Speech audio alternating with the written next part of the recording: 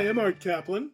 I'm at the Division of Medical Ethics at the NYU Grossman School of Medicine in New York City. We have many debates, many arguments that are swirling around about the out of control costs of Medicare. Many people are arguing we've got to trim it and cut back, and many people note that we can't just go on and on with that kind of expenditure. People look around for savings. Rightly, we can't go on with the prices that we're paying. No system could. We'll bankrupt ourselves if we don't drive prices down. But there's another area that is driving up cost where, despite the fact that Medicare doesn't pay for it, we could capture resources and hopefully shift them back to things like Medicare coverage or the insurance of other efficacious procedures. And that area is the wellness industry. I looked up a number recently. I was shocked to see worldwide $1.8 trillion being spent on wellness, billions and billions in the US. Now, again, Medicare doesn't pay for that, but that's money coming out of people's pockets that we could hopefully aim at the payment of things that we know work, not seeing the money drain out to cover bunk, nonsense, and charlatanism. Does any or most of this stuff work? Do anything? Help anybody? No. We are spending money on charlatans, quacks, and the FDA, which you might think is the agency that could step in and start to get rid of some of this nonsense, is just too overwhelmed trying to track drugs, devices, and vaccines to give much attention to the wellness industry.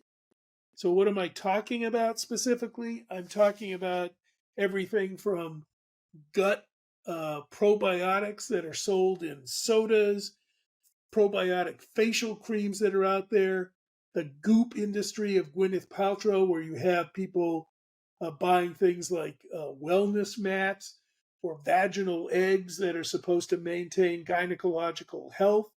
We're talking about things like PEMF, pulse electronic magnetic fields, where you buy a machine and you expose yourself to mild magnetic pulses.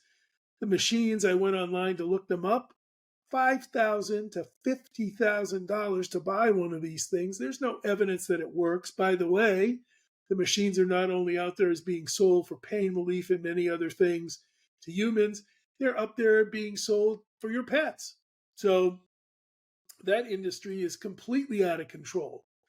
Wellness interventions, whether it's transcranial magnetism or all manner of supplements that are sold in health food stores, over and over again, we see a world in which wellness is promoted.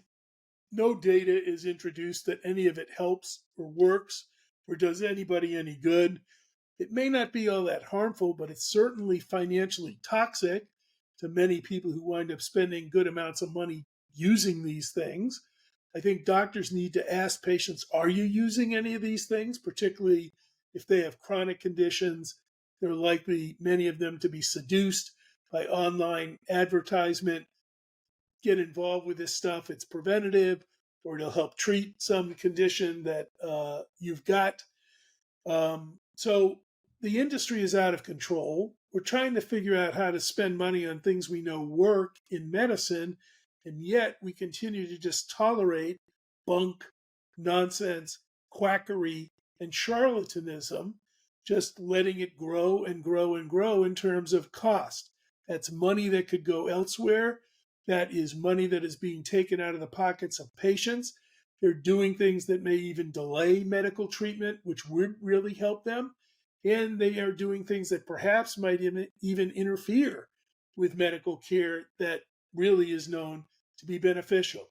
I think it's time to push for more money for the FDA to regulate the wellness side. I think it's time for the Federal Trade Commission to go after ads that promise health benefits. I think it's time to have some honest conversation with patients. What are you using? What are you doing? Tell me about it. And here's why I think you could probably spend your money in a better way. I'm Art Caplan at the Division of Medical Ethics at the NYU School of Medicine. Thanks for watching.